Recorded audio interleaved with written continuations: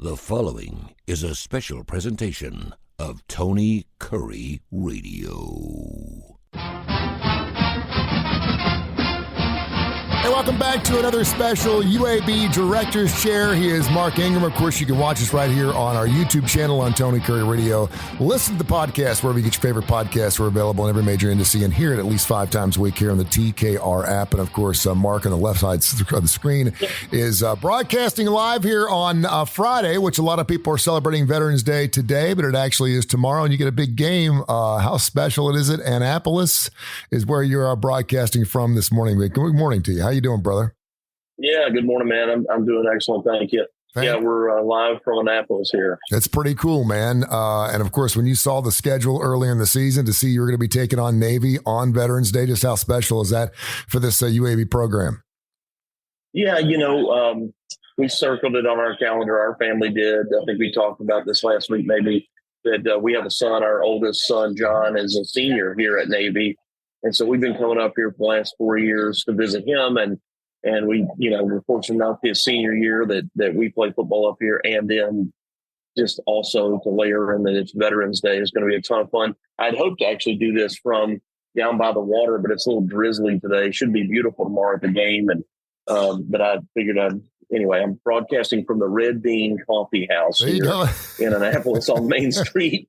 And I asked this nice lady, I said, hey, listen, I've got this podcast I want to do here. Would it be okay if I did this? And she's like, initially she kind of looked, I think she thought I was bringing in like the Hollywood production, lights and cameras. I was like, no. It's just me and another dude with a cell phone. There you go. Like, it's okay. It's okay. We got it. But yeah, no, it's really cool here. And yeah, our fans started arriving last night, and our family came up last night, and so we can spend the day with our son. And that's it. And I've already seen several UAB people. They were on our flight, and I saw some more this morning. So yeah, we're trying to take over here at Annapolis. Big day for UAB. Of course, you got a special basketball game going on later on tonight. We'll talk about that in just a few minutes. Let's go back to last week. I got your text. You said you almost had a heart attack after that FAU game.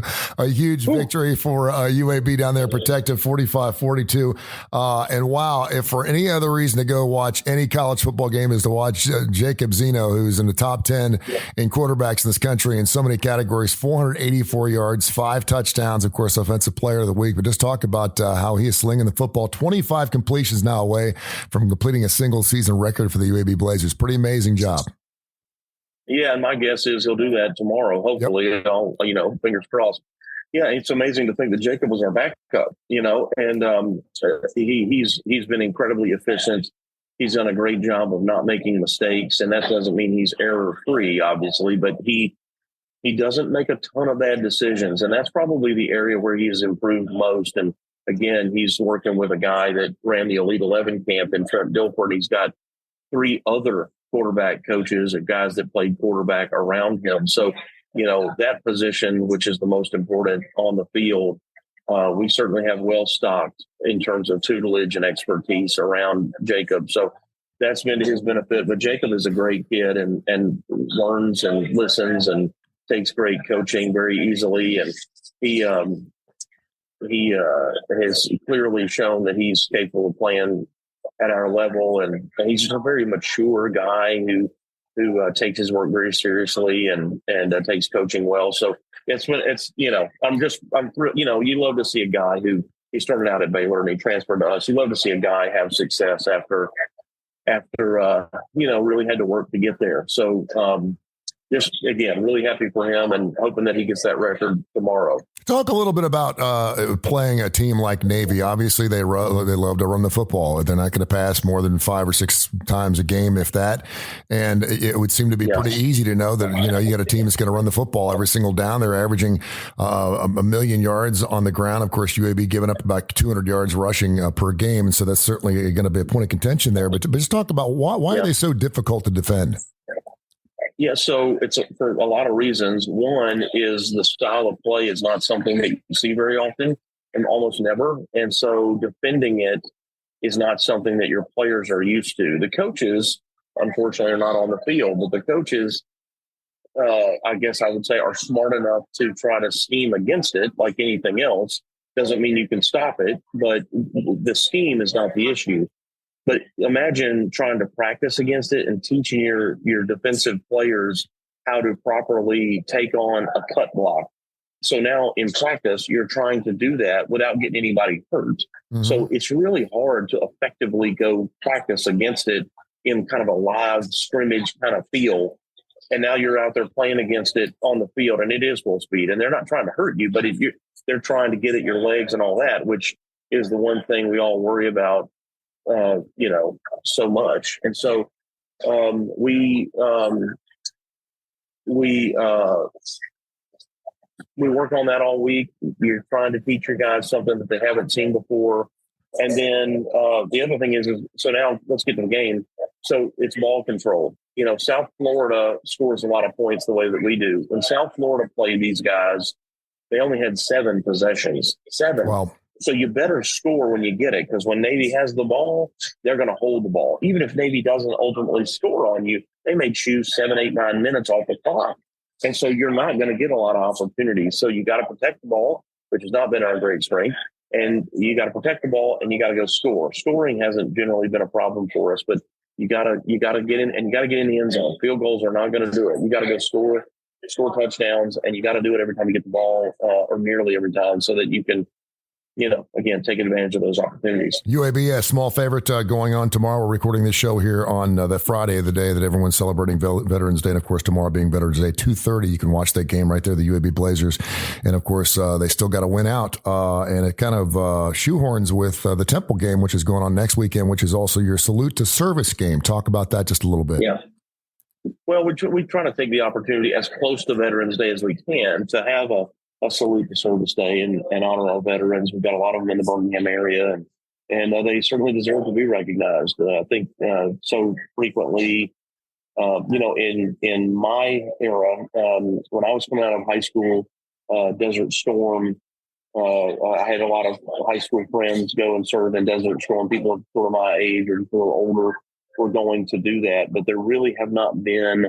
We've had all that's been happening since 9/11 over in Iraq, but there hasn't been a fortunately, right? We haven't had World War II or III, and we haven't had the Vietnam War, those kind of things in kind of the less than 50-year-old crowd in our lifetime. Not really. And as a result of that, I'm not sure that everybody fully appreciates. I say this to my own children. Do you have any idea how fortunate you are to be able to play youth sports? You know how so many kids come from other countries into our country to try to play college sports at UAB and other schools because it doesn't exist anywhere else. Yeah. It's not because it's better. It's the only place you can do it. There's so many things that we're afforded here in the United States that we easily take for granted and forget. And because we haven't lived anywhere else, we don't know how much better it really is. Well, there's a reason why all the conversation around immigration is what it is. Forget, what you believe ought to be right or wrong, but the discussion is intense because there are a lot of people who want to move here. And why do they want to do that? Because we have a lot of freedom and flexibility. And one of those things is to speak your mind publicly and say what you want and all kinds of things. But I'm so glad that we're taking the opportunity to recognize people, and they need to continue to do that. And so I'm bullish about the national anthem, and there's some places that even I've been in meetings where people say, well, maybe we shouldn't do that anymore. People are going to take a knee, and then they take a knee, and then that just causes other arguments with fans. Well, let's just cut it out. I mean, I fought tooth and nail. I don't know if anybody's noticed, but we don't play the national anthem with the players on the court in basketball anymore.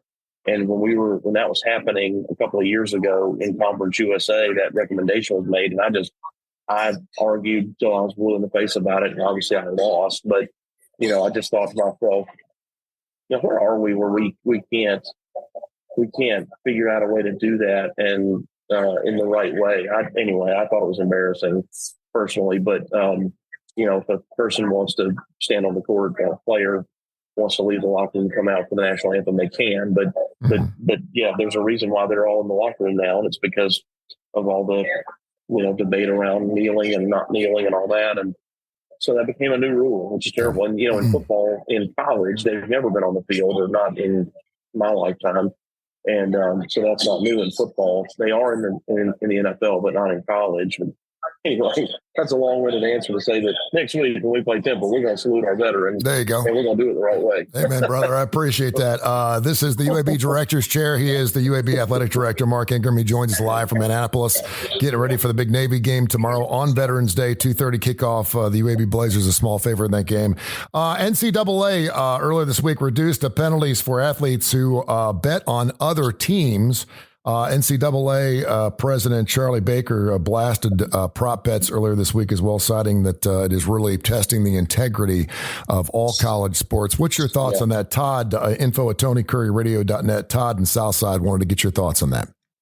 Yeah, well, I think the gambling question, yes, and Charlie Baker is right. It's going to test the integrity of the game 100%. And all athletes are susceptible to potential foul play and bad people getting around them and trying to convince them to throw a game or to shave points and all that kind of thing.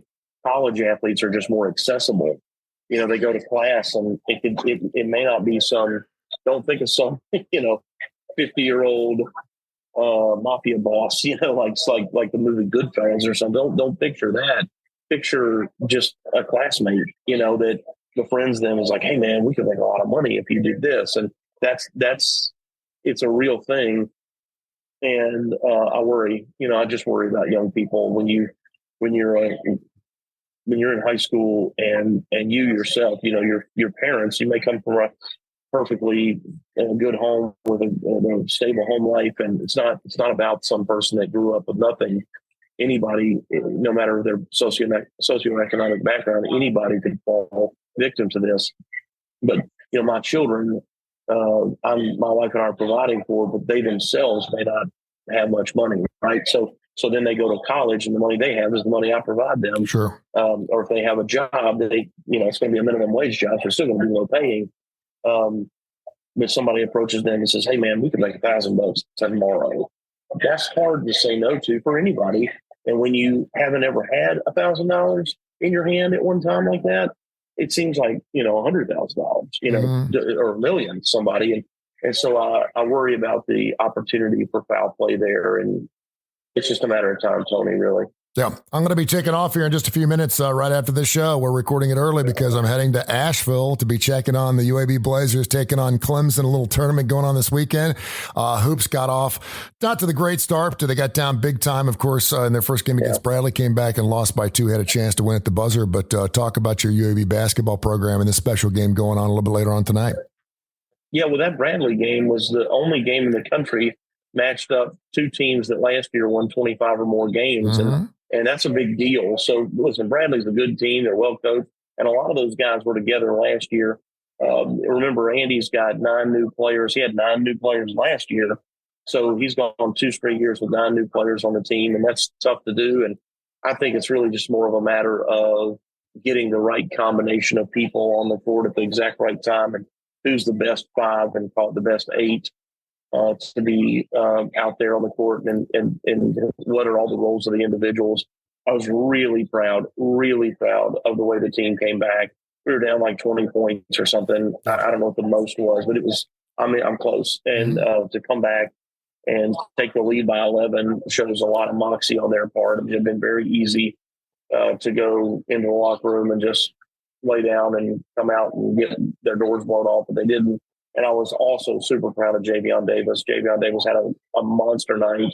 And really, you talk about a guy that's worked hard in the offseason. I mean, his fitness level is better than it probably has been in his whole life. He looks terrific. He looks ready to go. He's always been agile, but he's even more agile. He's even more quick. He can now really transition back and forth up and down the floor much easier than he could a year ago. And so just really happy for him. And again, the first 14 minutes of the second half against Bradley was as good a basketball as I've ever seen anywhere. I mean, so there's, we lost the game. Bradley made a crazy shot themselves. The game was tied in overtime, and they took a crazy kind of weird floater runner. I don't even know what you call it. And we had a defender in the guy's face. I can't even believe the ball went in, but it did. And that's how they won. And we had an opportunity at the other end. We just missed. And so, I wouldn't get down on the Blazers quite yet. the team they played is really good, and we look really good too. We just got to take that 14 minutes and make that more like 38 minutes, and we'll get there. Andy's going to get in there. So yeah, big game tonight up in Asheville against the Clemson Tigers. So, Andy said that in the locker room after he was talking to the team after the Bradley game. He goes, "Hey, now all we got now is Clemson." Yeah. Andy's humor is it's an acquired taste, right? So he just looked at the guys and goes, "Hey, good news is all you got next is Clemson." I'm honored and super excited to go check out the ball game later on tonight. So super excited about that. It's going to be fantastic to see them at a neutral site game. So we'll look forward to that. All right. So we always ask you about a little classic rock, and I wanted to ask you, since you're up around the Philly area in Annapolis, and of course honored to have you here, and so happy you get the chance to see your son, and not only that, but check out a football game going on a little bit later on tomorrow. But talk about the music scene up there, and how it's different than it is down here in the deep South. Well, it's super eclectic. I mean, and there's nothing that a city the size of Philadelphia or Baltimore, and Annapolis is only about 30 minutes from Baltimore. You talk cities this size, and we're about an hour from Washington. So the population is super, super dense up here in the Northeast. And when you have that many people, you got a lot of different views and a lot of different, a variety of all sorts of things, but especially art and music. And so there's really nothing they don't have here. All styles, except I wouldn't say that we necessarily have what you and I would call traditional Southern classic rock. You're not going to get a modern version of Leonard Skinner up here. Probably not going to get that. But really not anything else that they don't have up here, man. Yeah, that's fantastic. Hey, listen, have a great time. Thank you so much for taking time out in your busy schedule to do your show this week. We'll catch up next week. Go get them on both sides tonight and tomorrow. Yeah, for sure, man. All right, thank you, brother. Thanks a lot. Go Blazers, man. This has been a special presentation of Tony Curry Radio.